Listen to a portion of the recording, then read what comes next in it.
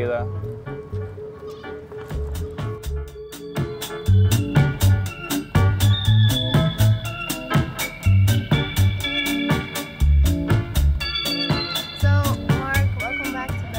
Thank you. It's been like 6 years since we first met. Yes, after we played the AB, right? Exactly. Yeah. Let's go straight to the point. Let's talk Uptown Funk from your fourth album.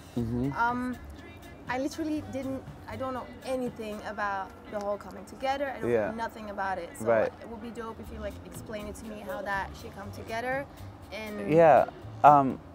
Well, I wrote the song produced it with Bruno Mars and Jeff Basker, and Bruno I worked with on his second album. I co-produced a few songs, Locked Out of Heaven and some stuff, and then Jeff Basker, who did, you know, Kanye, All of the Lights, Alicia Keys, Sleeping with a Broken Heart. He's just one of my favorite producers. I hadn't met him, and every time I'd hear one of these records, I'd be like, this music's really special. And you know, with my own albums, usually I produce them myself, but I realized that I wanted to ask Jeff to do this thing with me, especially because I wanted this album to be like kind of steeped in the Earth, Wind and Fire, like those kind of chords, and he's incredible with that. He went to Berkeley School of Music, jazz, whatever.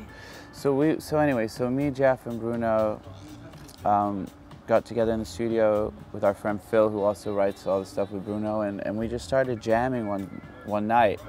We were working on something else and we got a bit frustrated, so Bruno got on the drums, like, fuck it, let's do something else, and just started playing the most simple kind of beat, and then Jeff started on the synths, was doing like the Prince, like the kind of stabs, and I was playing the bass line. We just started jamming, and it was, that was the night, so we kind of, the groove of Uptown Funk was kind of like, came up with, and we wrote the first verse.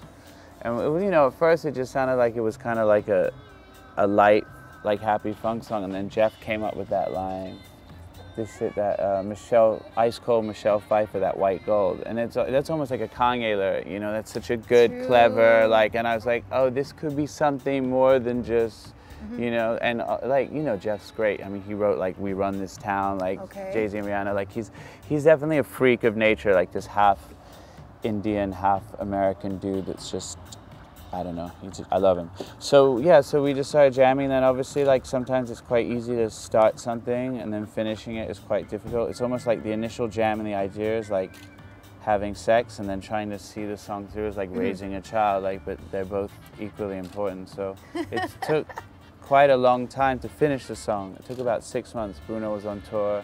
I'd be chasing him around the world. He had a show in Toronto. I'd go get a 5-string bass, bring it up to Toronto, we'd work on it there.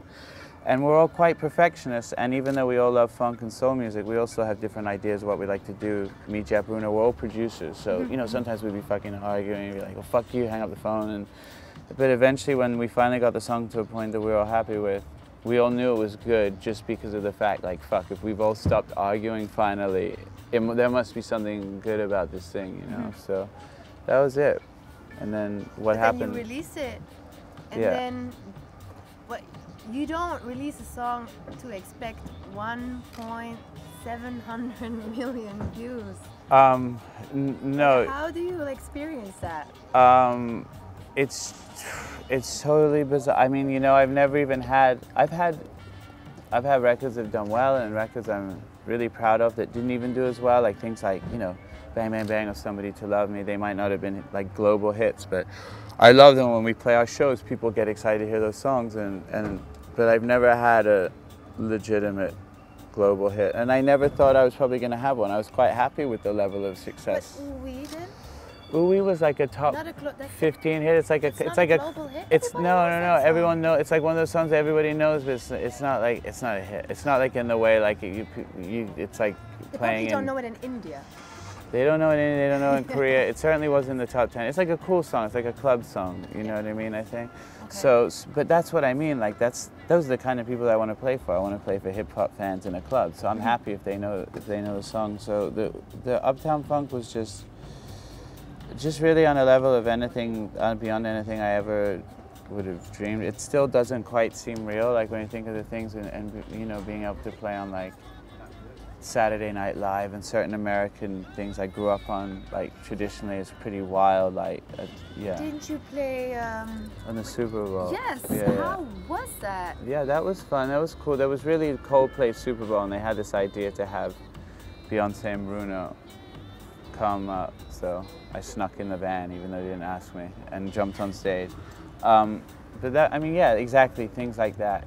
And you know, at the end of the day, like, it's Bruno's performance, it's the dancing, it's the video that he directed. It's like, I know that's so much of the commercial appeal, and I know, like, you know, I'm playing guitar, I'm building the track. I don't have a kind of inflated sense of like, I'm lucky. I can walk down the street in most cities. I can take the subway. I can take the tube in London.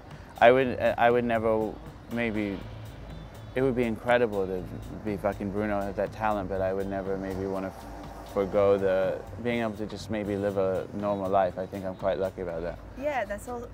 I personally think that's almost a luxury in a way, because you had so much recognition, but as you say, you can just like live a life, a normal life. Yeah, I was talking to someone, I can't remember who it was, but he was saying about his level of fame. It was like the same thing. It was like, you know, I'm comfortable with my level of fame. It's enough to get me a table last minute at my favorite restaurant, and that's about it. Like that's about good. So I can always call McDonald's on a Saturday night. McDo.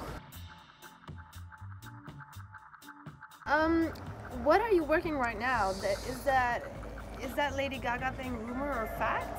It's fact. I've been working on it for the past 3 months. I can't really say much else about it because there's some incredible people working on it, but I feel like she's the artist. It's her place when she thinks the time is right to tell the story. I'm not trying to be all like coy, like, oh, I can't tell you, but it's some of my favorite music I've ever worked on, and this voice that she has an amazing voice. But it's like this different side of her voice, I guess I never really heard before, this because the songs are so personal. It's quite husky and wounded and not as maybe massive as some of the other recordings. It's like, it's a voice you want to like, it gives you a hug almost. I don't know. I'm really enjoying it. She's a pretty great person. She's, you know, I know her. She grew up on the Upper West Side, New York City. I'm older than her, but there's quite a few similarities. Like, grew up going to the same, sitting on the museum steps, drinking beer on Saturday night. All the shit New York City kids do. And besides that, what are you working on that you think? Did I see? I'm not 100% sure, but did I see you on a picture with Ty Dolla $ign? Yeah, we were in the studio I was in the studio with Ty. You know, I think he's so talented. I've been spending a lot more. Talented. Yeah, we were just jamming. He's such a great bass player. We were just messing around. So I'd love to do more stuff with him in the future. Me, when I'm working on one record, it's hard for me to kind of do other shit at the same time. But me and Ronson and Dan Auerbach from Black Keys just did a song for Suicide Squad soundtrack. That's really cool. And I got some other shit coming up, but the most of this year so far I've just been working on the Gaga thing pretty hardcore. That's been your main focus for now? Yeah. Okay. Yeah.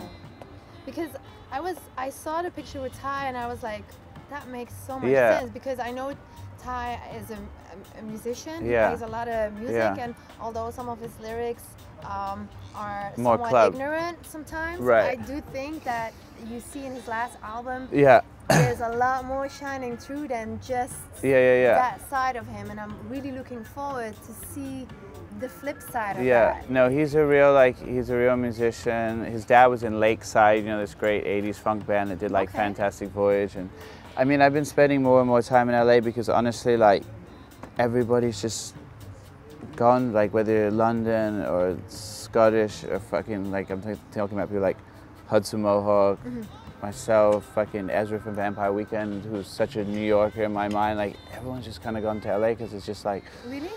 Everyone's just working there. It's quite easy. I think New York got really expensive, so a lot of the artists moved out, you know, and moved to LA because it's cheap. And then suddenly everybody was there. And LA always used to have this rap of this city that like didn't have culture, didn't have museums, didn't have galleries. And now it kind of does. And you can go out on any given night and see Ty or Dev Hynes or Father John Misty or Jeremiah, and you know, you start talking in the club like, hey, let's do something. I mean, I'm just saying as an example, but I do kind of like some of the stuff he does. I think he's good. I think he's definitely underrated. He's so underrated. You are a grown-ass man now. I'm 40. You're 40? Yeah. Like, in a nostalgic question, what do you miss about being young, and what do you love about being in this stage of your life right now? Or is that already too deep? I think it's, you know, it's weird because obviously I like to be at like 39. You don't look, sorry to interrupt, but you don't look 40. Thank you. To be 30. To be 39, like when I was last year, and have Uptown Funk and have that be the biggest hit of your career and the biggest like young people hit is kind of wild. I realize that, you know, I'm kind of lucky, but I guess you have Daft Punk, Pharrell, it's not my genre, but Guetta, like they're all, you know, I guess everyone's older than me, but those dudes, but I'm pretty lucky that I get to work with, they don't have to be young, but it's just the youthful energy of people that are so excited to work about music, whether it's their first record, their second record, you're helping them on this journey. I guess that's sort of like the vampire blood, like that's what sort of maybe keeps me young. And I wouldn't want to go back to when I was 30. I mean, it was fun the first time around with like Version and being with, you know, Amy and like The Hang, but yeah. I think I was also, yeah, it was a little bit of a haze because I was telling you last time I saw you after that, well, when we first met after the AB show, that whole tour, I see pictures and it was so much fun playing like the AB. We got to Belgium and Brussels and I didn't even know how big the venue was because we went in through the back door and then we go up and I'm like, for sound check, I'm like, oh shit, like we're playing 2,000 people here? Because last time we played a tiny club in Ghent and I love doing those shows, but I see pictures of myself, I was a little gray. I was drinking quite a lot. I was like a little like puffy and shit, but anyway. You weren't puffy. No?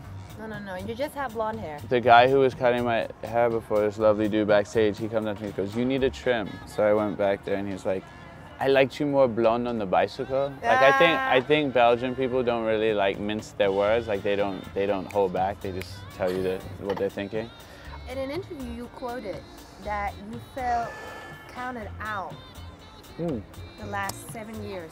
I don't know if that's actually a quote because I know people write stuff. Yeah. If it's true, then I was like, why would you feel well, like I think it was, you know, there were little places that were really inspirational, like upticks, like on record collection, like for example, that AB show and stuff. But for the most part, you know, like having Version be this massive success in England and record collection sold like 1/4 and then all of a sudden you like do a few records people don't like and you're like, oh yeah, that's the guy that just got lucky and did that one Amy Winehouse record and stuff. So no, nobody thinks like that. In the industry, maybe not people like you who like music and stuff and don't think in terms of numbers and shit, but yeah, a little bit. I was aware of like people suddenly they don't call you back or you kind of hear like, you know, your friends, producers are up to produce this big new album, they're all working on it, you're like, oh, I didn't get the phone call for that. But it doesn't matter. Listen, that shit just made me kind of feel like I really had to make something important. I remember working on Uptown Funk and like in my head being like, okay, who's my competition? Like, Get Lucky. And I remember if I'd said that out loud to anybody in the room, they would have laughed. Like, dude, that's Daft Punk. Don't be ridiculous. You can't take down Get Lucky. Just be happy doing what you do. But like, in a way, you have to just set your sights high and, you know, whatever. I just wanted to tell you that because I read that and I was like, that's really honest. Yeah. Even to say that, that you felt like that. And I just consider you as somebody that's gonna like be there for such a long time. You're not this fly-by person. You made that album with Amy. You can never say things like that. I've been 13 years now, so that's like 70,000 years in music terms.